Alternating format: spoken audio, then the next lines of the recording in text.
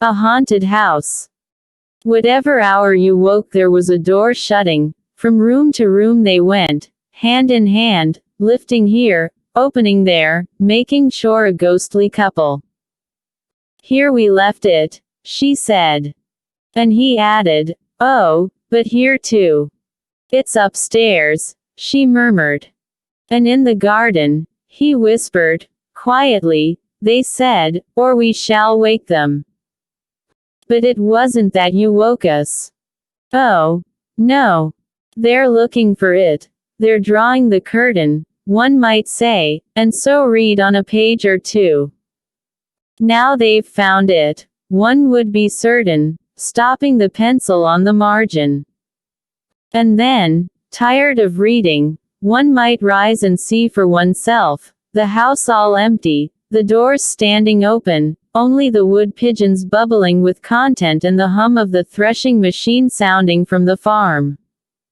What did I come in here for? What did I want to find? My hands were empty. Perhaps it's upstairs then. The apples were in the loft. And so down again, the garden still as ever. Only the book had slipped into the grass. But they had found it in the drawing, one could ever see them. The window panes reflected room. Not that apples, reflected roses.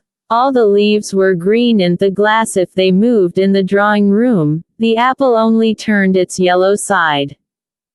Yet, the moment after, if the door was opened, spread about the floor, hung upon the walls, pendant from the ceiling what? My hands were empty. The shadow of a thrush crossed the carpet. From the deepest wells of silence the wood pigeon drew its bubble of sound. Safe. Safe, safe, the pulse of the house beat softly. The treasure buried. The room. The pulse stopped short. Oh, was that the buried treasure? The pulse. A moment later the light had faded. Out in the garden then.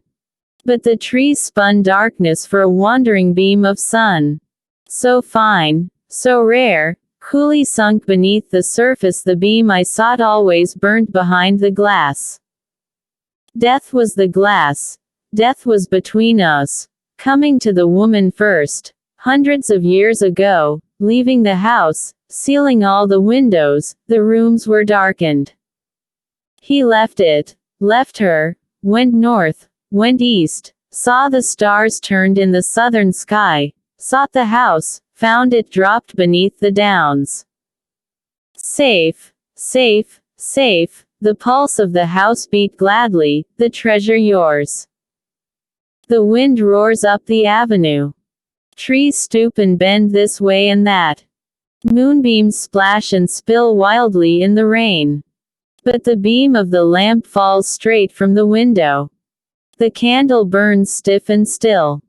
Wandering through the house, opening the windows, whispering, not to wake us, the ghostly couple seek their joy.